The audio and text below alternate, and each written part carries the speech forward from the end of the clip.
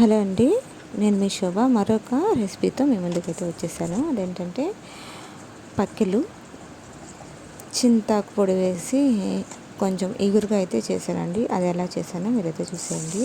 నేనైతే ఈ విధంగా చేస్తాను. అలాగే మా నెల్లూరు సైడు ఎలా తయారు చేస్తారో మీకైతే చూపిస్తాను. ఫస్ట్ ఆయిల్ వేసుకొని ఒక డేక్షాలో, ఆ తర్వాత ఆయిల్ హీట్ అయిన తర్వాత కొంచెం ఆవాలు, జీలకర్ర, కట్ చేసి పెట్టుకున్నటువంటి ఆనియన్స్ వేసుకున్నాను. ఆ తర్వాత సన్నగా తరుక్కున్న 2 పచ్చిమిర్చి చీలికలు, కొంచెం కరివేపాకు కూడా నేను వేసుకున్నాను అనమాట. ఆ తర్వాత ఇక్కడ నాకు కరివేపాకు అయితే లేదండి, అందుకని మునగాకు అయితే వేసుకున్నాను. మునగాకు కూడా తాలింపుల్లో వేసుకుంటాము, అందువల్ల నేను ఇక్కడ మునగాకు అయితే యూస్ చేస్తాను అనమాట. మునగాకు వేసుకుంటే చాలా చాలా బాగుంటాయండి తాలింపుల్లో వేసుకుంటే. ఒకసారి మీరు కూడా ట్రై చేయండి. అలాగే హెల్త్కి కూడా చాలా మంచిది, కరివేపాకు కానీ మునగాకు కానీ ఏదైనా కానీ. తర్వాత కొంచెం మనకి బ్రౌన్ కలర్లో వచ్చేసిన తర్వాత టమాటాలు కూడా నేను యాడ్ చేసుకున్నాను. కట్ చేసి పెట్టుకున్నటువంటి టమాటా ముక్కలు ఎవరికి తగినంత వాళ్ళు యాడ్ చేసుకోవచ్చు అనమాట. ఇంకా ఇవి కూడా కొంచెం మూత పెట్టి ఉప్పు అయితే నేను కల్లుప్పు అయితే యాడ్ చేసుకున్నాను అండి. కల్లుప్పు యాడ్ చేసుకున్న తర్వాత మూత పెట్టి మగ్గించుకోవాలి. ఇలా మగ్గిన తర్వాత చూడండి, ఆయిల్ అయితే మనకి అంటే టమాటా ముక్కల నుంచి విడిపోతున్నట్టు కనిపిస్తుంది కదా. ఇట్లా విడిపోతుందంటే మనకి కర్రీకి గ్రేవీ అంటే రెడీ అయిపోయినట్టే. ఆనియన్స్, టమాటాలు అంతా నీట్గా ఉడికిపోయినట్టు అనమాట. ఇప్పుడు మనము కారము, పసుపు అవి యాడ్ చేసుకోవాలి. పసుపు కొంచెం యాడ్ చేసుకొని కారము ఒక స్పూన్ అయితే నేను యాడ్ చేశాను. ఇంకొక స్పూన్ కూడా పడుతుంది, కానీ నేనైతే చేయలేదు, ఎందుకంటే పిల్లలు తినరు, అందువల్ల చేయలేదు అనమాట. స్పైసీనెస్ కావాలి అనుకునే వాళ్ళైతే యాడ్ చేసుకోవచ్చు. ఆ తర్వాత కొంచెం చింతపండు పులుసు కూడా యాడ్ చేసుకున్నాను. చింతపండు కూడా ఎక్కువైతే ఏం యాడ్ చేసుకునే అవసరం లేదు, ఒక చిన్న నిమ్మకాయ అంతా నేను యాడ్ చేసుకున్నాను అనమాట.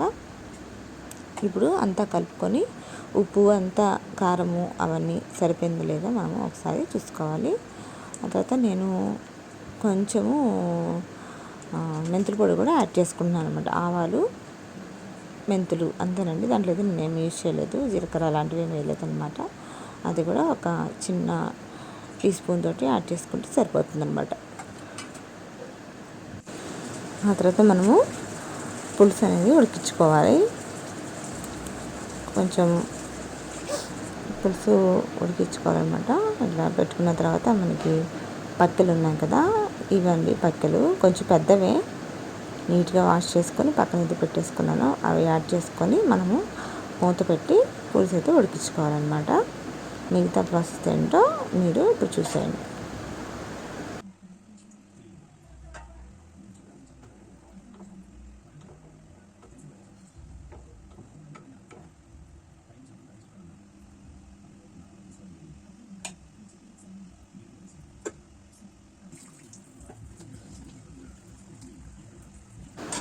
చూడండి, పులుసు అయితే బాగా ఉడుకుతుంది కదా, మంచి స్మెల్ కూడా వస్తుంది ఉడికేటప్పుడే, అంత బాగుందన్నమాట.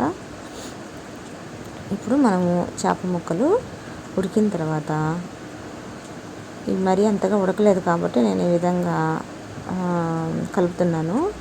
మామూలుగా పూర్తిగా చేప ముక్కలు ఉడికిన తర్వాత మనమైతే కలుపుకోవాలి. చూడండి, ఆయిల్ పైకి తేలిందంటే చేప ముక్కలు కూడా మనకి ఉడికిపోయింది. ఇప్పుడు ఒక 2 to 3 స్పూన్స్ వరకు మనము ఇది యాడ్ చేసుకోవాలి. చింతాకు పొడి నేను యాడ్ చేస్తున్నాను.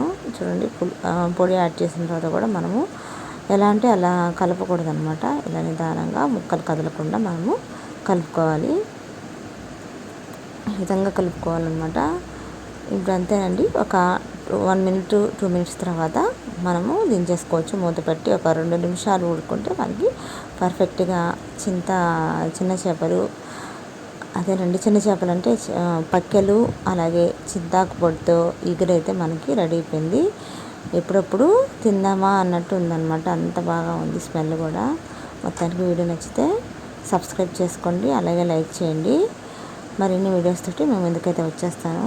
ఇంతవరకు సబ్స్క్రైబ్ చేసుకున్న ప్రతి ఒక్కరికి చాలా చాలా థ్యాంక్స్ అండి. అలాగే చూడండి, మనకి ఎంత టెంప్టింగ్గా ఆయిల్ కూడా పైకి తేలుతూ ఉందో. ఇదేనండి మొత్తానికైతే మనకైతే కర్రీ అయితే రెడీ అయిపోయింది. ఇంకెందుకు ఆలస్యం, వేసుకొని తినేద్దాము. మరొక వీడియోతో మీ ముందుకైతే వచ్చేస్తాను. Thank you for watching. Bye bye.